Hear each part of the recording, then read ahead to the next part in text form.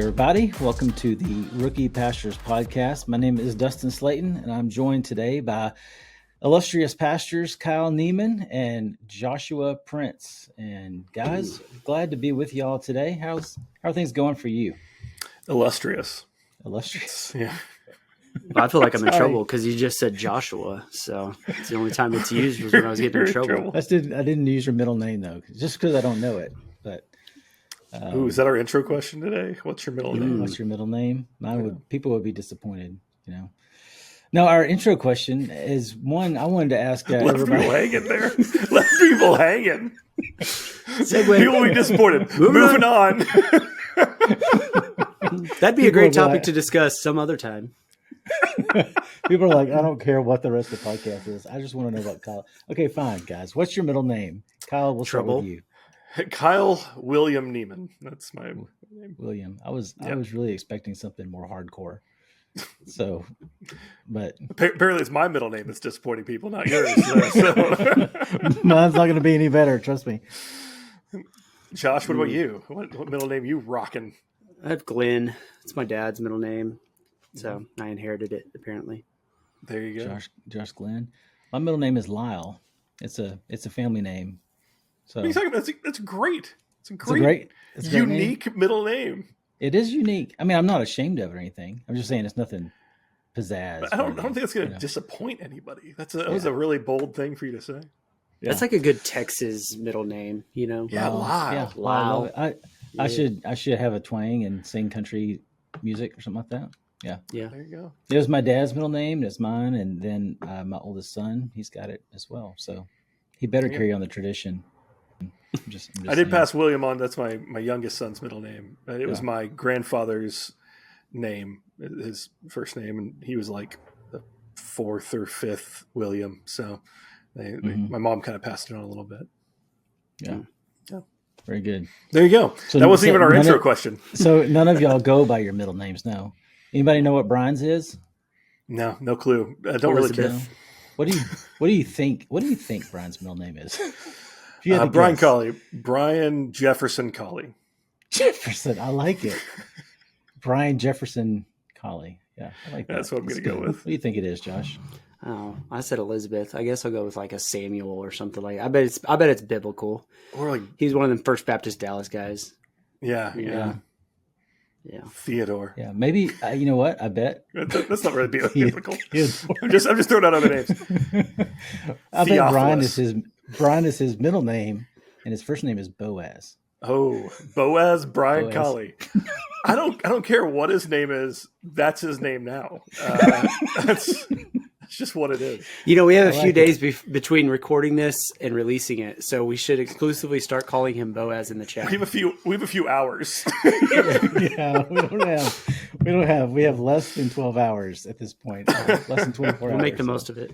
Yeah. All right. Well, Boaz, we'll hit you up on the next podcast. So, the real intro question is, you know, people are getting towards summer. I know you guys are as well with church and everything's going on. What whether it's church or family or just nothing spiritual related at all, what is one thing that you're really looking forward to this summer?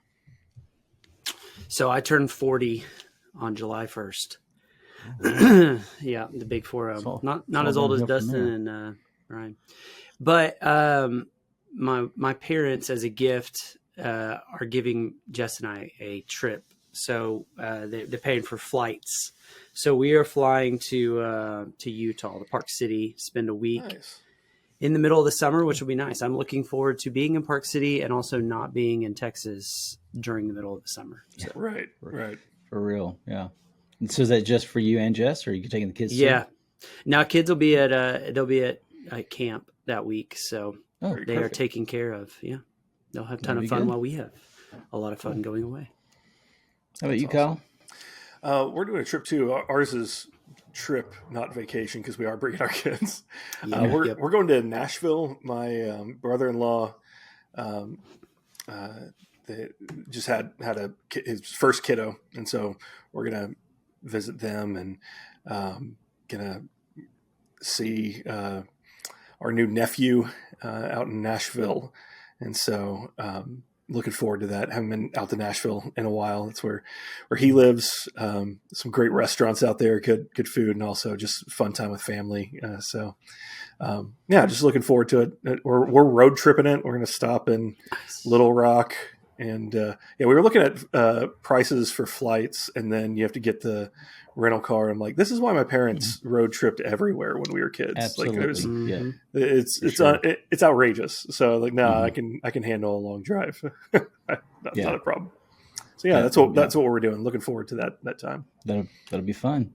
Have you guys ever been to the Creation Museum or the Ark exhibit up in Cincinnati area? No, I think Brian went last year. I mean, Boaz. Boaz went last year. Boaz went. Yeah. Mm-hmm. Yeah. It's a really great experience. I would recommend it. Highly recommend it to you guys or anybody out there. I think it's a good one. I'm looking forward to my taking my oldest two kids on their first mission trip. So that'll be fun. We're going to be going last of July and into August. It'll be up to Northwest Washington. So our church goes up there every year and works with some Hispanic church plants up in that area. The guy, Ivan, who we work with, he always, this will be the second time I've gone, plus the kind of site visit trip that we went. And he always lines up he gets as many preaching sermons out of me as he can. The last time I went there, I preached 4 different times on Sunday. And I was like, well, it's no big deal. I'll just preach the message 4 times in the 4 different churches. No, they follow you to the next church because they all worship together, in all 4 churches. So I get to that second church. I'm like, half these people have already heard this message. What am I going to do? So I'm like scrolling through Logos and I'm like, well, last week's message will do. Let's go. So anyway. When I was up in that area, we spent half a day with Ivan and I was exhausted. And in the best of ways, it was a great time. I cannot imagine spending an extended period of time and not just being completely wiped out. That guy he's doing amazing things. It's so awesome. Nonstop. Ivan Montenegro, for any of you folks who are looking for a great ministry partner up in the Northwest, highly recommend it. Well, guys, today we are talking about raising the bar in ministry. And we going into a new church, it's always easy to, find things where you need to, you're like, okay, well, these are some areas to improve. These are some areas we can improve and stuff like that. But for you guys, how have you, let's start with us, right? Because we need to raise the bar as well. How do you push for excellence in your own ministry responsibilities? Josh, we'll start with you. Yeah, I would say, coming into the pastorate here, we knew that there was a ton of things that we were going to have to learn in our first pastorates. And so I think you got to maintain that mentality that you're never going to figure it completely out. You're going to grow, you're going to gain wisdom, but there's always more for you to learn. I think the other thing that's necessary that I think has been a huge piece that I've got to maintain is humility. So when you start to figure it out, you're going to find 2 other things you haven't figured out yet. So humility is coming to the plate and recognizing, like, once again, there's always more for me to learn. There's always more people around me that I can be learning from. And so the humility to be able to recognize your need to learn, your humility to kind of dig in and pull from the wisdom of those people around you, I think is super important. And then with that humility also is maybe from time to time asking people to give you kind of an assessment of, hey, where would you say are some areas I need to grow in? I think the one thing when I was thinking of that response to this question is, but how do you figure out who those people are? Because there's always going to be somebody who can tell you how you're not doing your job well, right? Like, right. Maybe there's not a lot of them, but there's going to be a few, and their interpretation is normally, a self-imposed opinion, because you didn't do something that they wanted you to do, whatever it might be. So I think finding the right voices who are willing to be critical for a good reason in your life and over your ministry, I think that's super important. So yeah, there might be somebody wise that's like a mentor type person, but you also got to find somebody that's in the trenches with you, that's serving alongside you, that's in the church, a respectable voice that you can listen to. But you've got to really take humility in all those avenues. So I think that those elements have helped me a lot, and hopefully I will maintain throughout my time in pastoring, because I think once you start to think you've got it all figured out, you're going to struggle a lot more. Yeah. I couldn't agree more with both of those. I was thinking in response to that question, same thing. I mean, humility and then accountability are two huge ones. I think also, if we're going to push for excellence in our own ministry responsibilities, we have to define what excellence is. You have to know, what does that mean for the responsibilities that you have? Whether it be the pulpit on Sundays, putting together worship on Sundays, whether it be what you're doing as far as Wednesday night programs or, events throughout the year. What does excellence look like? Because I think without that definition, we begin striving for perfection rather than excellence. And I think that it can easily become a selfish pursuit where it's about us presenting as getting everything right. And rather, when we define what excellence looks like for ourselves and our specific ministries, it really means knowing what limitations we have, both with our skill set and with our resources, and what is truly the best thing we can do with what we have. And what are the things that I'm doing that are hindering that what can I get better at? But what can be done? So if you don't define what excellence looks like, I think you're just kind of floundering, and you end up either feeling just constantly frustrated because you're not doing enough, or constantly exhausted because you're pushing yourself without knowing where the limit is. So, yeah. I think that's. Oh, sorry. Go ahead. I was going to say, I think that's. I think that I tend towards. I don't necessarily tend towards perfection, but I would say that I tend towards wanting to duplicate or mimic something else I see in somebody who I feel is successful, or, I measure their ministry to be an excellent thing. And so if I'm constantly trying to pursue somebody else's persona, or, their style of leadership, or, their measures of success or excellence, that's going to exhaust me, because those aren't the things that maybe are as important to me or as necessary in my context, in my setting. So that's a good word, Kyle. Mm-hmm. Yeah, that's good. I just kind of build on top of what both of you guys said. I think part of pushing for excellence in our ministry areas, kind of raising the bar in those certain areas, is just to really be able to identify what I'm going to be responsible for. Because we can't be, you're talking about perfection, Josh, we definitely can't be perfect in anything. We're not going to be perfect, but we can't necessarily be excellent at everything.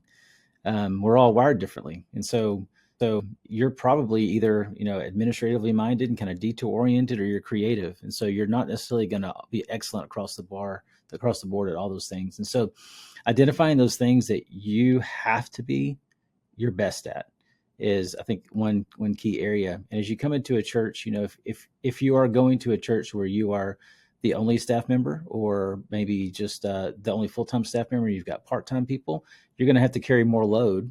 You're going to have more responsibilities. And so identifying those things that you're okay with doing well, and then those things that you have to do with great excellence. So if you're the pastor, you got to preach on Sunday morning, and that's probably one of those things where you got to do with as much excellence as you can. Pastoral care, you got to do that with as much excellence as you can. But maybe you can find somebody to help you with some of those administrative tasks that aren't the essential aspects of your position. If you're going to a church with multiple staff, and you've got some responsibilities you can hand off to people, being willing to delegate those things is important, because that, just being able to hand some of those things off, will help to raise the bar in your ministry area. So those are some good things. Thanks, guys. And so let's look now at the church. As you come into a church, especially if you're new there, if you're a rookie pastor, guys, how do they identify certain areas within the ministry of the church that need to raise the bar? Now, when we come in, we might see all kinds of areas, right? Because we're new, we've got fresh eyes. We hopefully have at least a start of kind of a new vision for where God wants to take the church. And so there may be a plethora of areas, but how do we really identify those key areas that need to raise the bar within the church ministries? Yeah, first off, especially if you're new at a church, you have to remember the church you're coming into is not the same church as maybe you have in your head, maybe you've experienced elsewhere. What worked where you previously were may not work here and probably won't work the same in this new setting. So I think it's really important when you're preparing to identify these areas of ministry, not just to evaluate them compared to previous experience. Because one of the things I found is some of the ministry structures and ministry opportunities within our church were important for this church community. Just because they're not something I'm familiar with doesn't mean I should immediately say, no, we're not doing this just because I'm uncomfortable with it or it's not something I'm familiar with. You have to learn the context. So for that reason, first and foremost, patiently observe in order to identify these areas and compare them to who this church wants to be rather than what other churches have been to you, I think is a really important thing.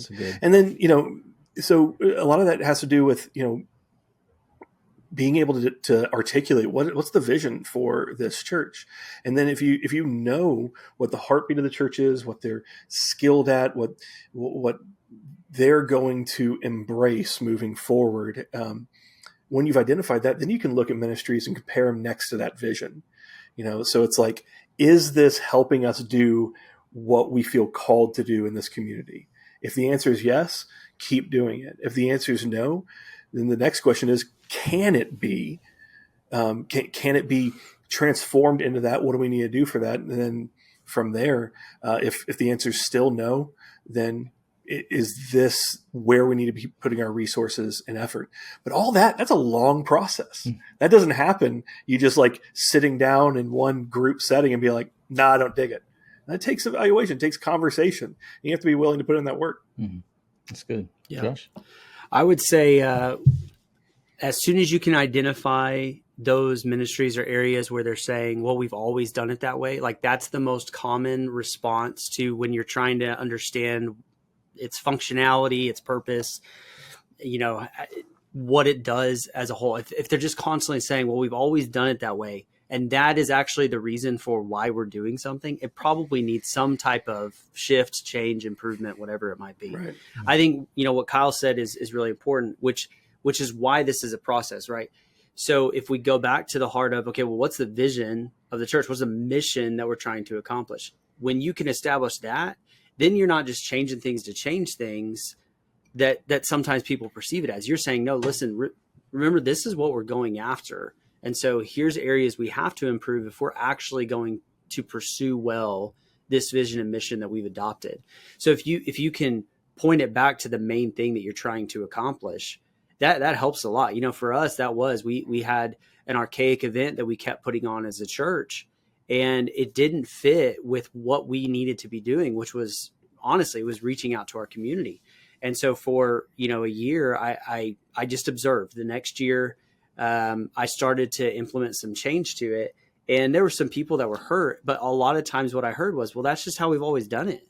But nobody, I think that passion had waned, and there was people who were not seeing a purpose any longer. And so there was excitement behind it. So, and connecting it back to, if we can repurpose this to reach the community, to share the gospel in a more wide scale, isn't that a better opportunity? Isn't that a better purpose for this thing? And most people agreed. So if we can point it to the overall vision and mission, not just of your church, but the church as a whole, as believers, what we have, I think that really helps. I think the other thing too is, where's the greatest need that the church has? I mean, if you are as a church being, super focused and committed on reaching young families, well, then the bar that you're going to have to raise is in the children's ministry, or if it's college ministry, or, single people in your area, whatever it might be. If you can identify the greater need of your community then you can figure out the greater need of the church. And then you're going to have to raise your bar if you actually want to reach those people. So identifying vision and mission, identifying ministry opportunity is going to help steer you, or should help steer you towards what actually matters in development. Yeah, that's good. And you guys are covering it all really well. So I don't think I have anything to say. No, that's all right. That's all right. It's too bad Boaz isn't here. I bet he'd have some stuff for us. Got some good stuff. No, one thing I was going to mention, just kind of building off of that last part, identifying those leaders, some of those key leaders in those ministry areas. If they've been leading, maybe it's we've always done it this way before. We've always done it this way, or maybe it's a certain ministry that's just kind of like their niche for a long time, and they're in it because that's just what they've always done. Or perhaps there just was a different leadership style before you, the pastor before you. One of the ways to help raise the bar, or to identify areas that need to have that bar raised, is by talking with the leaders within the church. Talk with them and find out the things that they see, because they may see some of the same things that you see. It could be a cosmetic thing. It could be a ministry focused thing. It could be the overall vision of the church. But if you could talk with some of your key leaders and listen to them, listen to some of the areas they are identifying, we need to raise the bar. If some of those match with what you see, well, then you can go ahead and go begin to make some changes and push for some forward momentum in an area that you already know you have agreement on. That way you're not having to try to push them to do something that maybe is uncomfortable so much, because they're identifying the same thing. And so it could hopefully be an early win for you, because you get to be on board with the same leadership. And it goes ahead and begins to get that momentum, puts some leadership capital into your bank, and just allows you to go forward. So that's one thing that I think is a good way to identify some ministry areas, is just talk with those leaders, see what they say or what they see. Okay, so speaking of ministry leaders, how do you lead ministry leaders to raise the bar without alienating them? Because not everybody's going to be excited that Kyle came in and got rid of the flower committee, or that I wouldn't do that. Josh decided that the deacons don't need to smoke in the back anymore. So how do we lead the ministry leaders to raise the bar without alienating them? To be clear, they could smoke as long as they brought me a cigar to join them. That was okay. The rule. Yeah, you messed up the rule. It's fine. It's sorry. fine. I'll get it right next time. Well, I think, you really set it up well there. It starts with conversation, right? It starts with talking to these leaders, asking them questions. And I've always found that when I want to see leaders take a greater step in responsibility for these ministry areas, and to see the vision, it's not in a manipulative way, but really have conversation where you're asking pointed questions that help them get to the understanding of where they need to be without you having to tell them, hey, you need to do this. Mm-hmm. It just comes with conversation. And so this has happened to me several times, whether talking with deacons or ministry leaders or staff. I just ask questions. I just ask them, okay, this I might say, this is one observation I have. What's your feeling about this observation here? And when you ask questions, when you have conversation, when all of it is focused on the betterment of their ministry and the betterment of ministries working together for the sake of that vision, it really kind of naturally works to them feeling like they have the ownership over that change, which is what we want. We don't want it to be pastors saying, you do this, you do that. I'm in charge. I'm the one who's, ordained. Y'all called me to be pastors, so follow me, whatever. Like no one wants to be led like that. None of us really should feel like we want to lead that way. We do whatever we can to get alongside people. Yeah, I think on that, I would add, this has been an important lesson that I've had to learn probably over the last year and a half, is don't solve the problems, especially if you have people who are leadership over those problems. Right? Not their leadership has caused those problems, but they're the ones who get to lead out in solving those problems. So part of PAVE, we had a special invite that kind of learning how to coach. And the big thing that the guy was dealing with was you set a time limit to meet with somebody, and then you ask open-ended questions. Now you can be very methodical in how you ask those questions, because what you're trying to do is, fully define for me, what is the problem? And, then there's all these questions that break down from there. So, what does this have to do with scripture? What does this have to do with the ministry? And then you start to ask them, what solutions do you see as options here?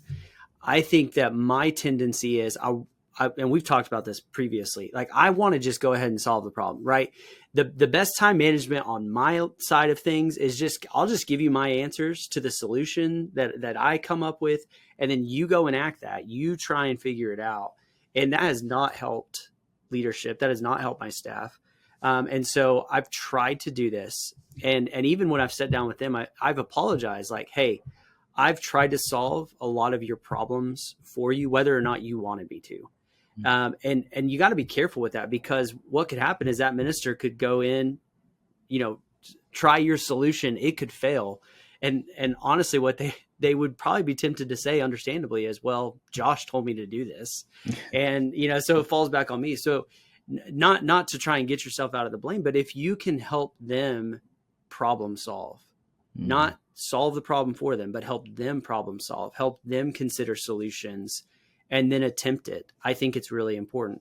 Hand in hand with that is you being there as a support system, as someone who's going to extend them grace, as someone who's going to, process through everything, whether good or bad, in response to those solutions of how they're trying to raise the bar. That is super, super helpful. But I think my tendency is to just try and step in and help you solve it, because I'd rather just go ahead and solve it and get it done with.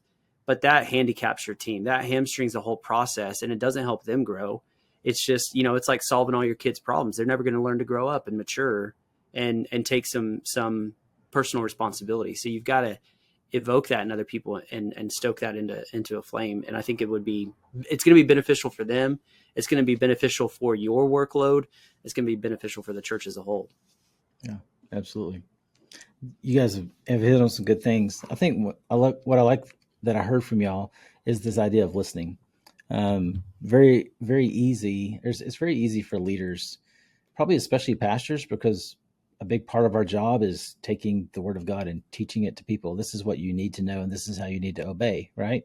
And so it's really easy to kind of bring that mentality or bring that process into our meetings with a ministry leader, a kids ministry leader or a staff member or something like that. But just asking open-ended questions, like what you were saying, Josh, and allowing them, you're guiding the conversation, but you're asking the question and then they're leading the conversation. And a lot of times you can kind of anticipate where the answers are going to go towards. So specific questions that you might want to ask are, why are you involved in the ministry that you're involved in? What led you to start the ministry or to get involved in the ministry, where the case may be. You may find that person's like, nobody else would do it. Desperation. We needed an wanted director, and so nobody else would do it. So I stepped in, something like that. And then your next question is, do you want to continue? Just find out, do they even want to continue to be the leader? And it's okay. It's okay for you to stand in front of the church and say, hey, so-and-so Boaz decided this is really not the ministry that he wants to lead anymore. It's going to take a break, and we're gonna let this ministry sit for a while until God raises up a new leader. And a new kidsman redeemer. Mm-hmm.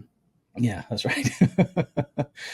And so, kind of ask those questions, but then you may find somebody really does have a passion for that ministry. They started it, but along the way, they've kind of lost their original focus. And so you can ask them questions that help them to rediscover that original reason and purpose for beginning it. Was it to reach the community? Was it to create discipleship opportunities for people with broken marriages? What was the original purpose in that? Is it still meeting that purpose? If not, does it need to continue? If yes, then how can I help you regain that purpose? And so you help them get to the point where they begin to converse and look for that solution for that ministry, and in so doing, hopefully raise the bar for that. So I think that sometimes there are going to be certain ministry leaders, and this may be just a part of getting to know the people that are in your church and in your area. There are going to be certain ministry leaders who are just like, dude, just rip the Band-Aid off. Tell me what we need to do. Let's do it together and let's go. And there's going to be some people that you have to kind of work with kid gloves. You got to be really delicate. They wear their emotions on the sleeves. If you don't know that, I would start delicate and then go towards the Band-Aid rather than the other way around.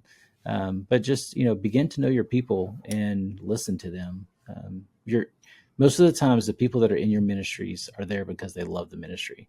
I would say, even though they probably get the most complain time whenever it comes to like pastors, conversing about problems in their church, the people that are in a ministry position because of the power it brings are fewer and far between than those who genuinely love the ministry that they're a part of. They may have just lost the way along the way. So, guys, you brought up some good ideas and good thoughts for our listeners, but let's leave them with a good resource. I asked you to share one good resource. So what do you guys have for us that we can point our listeners to? I think the Rookie Pastor podcast is a great one. Yeah. I think for sure. You would advise them to go back and listen to any episodes they haven't listened to at this point, right? Yeah. Like them. And exactly. Subscribe. Honestly, I couldn't really think of like a book I read specifically. I mean, I've picked up stuff from a lot of different books. I think, if we're going to lead leaders well, we have to make sure we're being led well ourselves. So finding people that can pour into your life is a helpful tool of this, that you can bounce ideas off of. They can keep you accountable for when you're acting irrationally with frustrations with a ministry or something like that. And so maybe you're listening to this and you're in a more rural setting, checking with your local associations, honestly, using podcasts as a resource is a helpful thing, not just ours, but and then your state convention has resources too. So, I've just kind of collected things from the meetings I've had with different leaders in these different organizations. So I think it's important to always go back to that well. Yeah. So I was recently recommended a book called No Silver Bullets by Daniel M. I just started reading it and actually had to pause because I've started to work on some stuff for school, but it was great. I mean, I'm one chapter in and I was like, man, this is solid. I mean, it's no silver bullets, right? It's the fact that there's not a quick fix for everything. But it's not as hard as sometimes we make it out to be. Like there are some simple solutions, and the whole premise of the book is you're probably closer than you think to making the changes necessary. And so, yeah, No Silver Bullets by Daniel M. It's a great resource so far. Yeah, good resources. There's one classic one, Good to Great by Jim Collins. I think is one that every leader should read. Definitely every pastoral leader should read. So I encourage people to check that one out. One that I've actually just been kind of getting into, and actually had a meeting with a guy before I came to this meeting or this recording, just to kind of talk through some of this, is a book called The Oz Principle. And it's about how to lead within a culture, how to transform a culture into a culture of greater teamwork, greater accountability towards one another, and laying some foundations in how you can have those conversations towards excellence. And so that may be a good one for people to check out. So we'll try to drop all those in the show notes so that you can go find those. Well, guys, it's been a good conversation. I hope it's been a blessing to all of our listeners as well. Any last words from either one of you? No, apparently not. I mean, not specifically. I just hope Boaz is doing well, and we'll look forward to seeing him on future podcasts. And as the guy who puts the little names at the bottom of our titles on the YouTube videos, he cannot stop me from doing that. So it's gonna be very exciting. All right. Well, I have no clue what Carl just said, because for some reason, all I'm hearing, it went from sounding like a stormtrooper about 3 minutes ago to I'm just hearing static now. So I'm going to assume that was some great information, Kyle, a great way to close our podcast. If you are following us on social media, great. If not, I don't know what's wrong with you. Go to social medias, follow us at Rookie Pastors Pod everywhere except for Twitter, where it's just at Rookie Pastors. We'd love to hear from you. Like, subscribe, drop us a comment, or even send us a message. We get lots of messages through Facebook and through the comments on other things too. And we always respond to those. We want to be a partner in ministry for you. So hope that you will reach out to us. It's been fun, guys. Whatever y'all just said, y'all were laughing a lot. So gotta love technology. Kyle was making fun of me. And so on that note, we'll just end the podcast. Thanks for being here. Y'all have a good day. Bye, everybody.